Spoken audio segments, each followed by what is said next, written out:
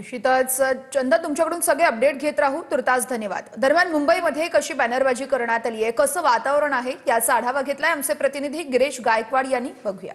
सध्या फॅशन स्ट्रीटवर आहे, ज्या ठिकाणाहून हा मोर्चा सुरू होणार आहे आणि संपूर्ण वातावरण निर्मिती मुंबई महानगरपालिका आणि आझाद मैदानच्या आसपासच्या परिसरामध्ये करण्यात आलेली आहे. ही तयारी नेमकी कशी आहे ते सुद्धा आपण पाहणार आहोत.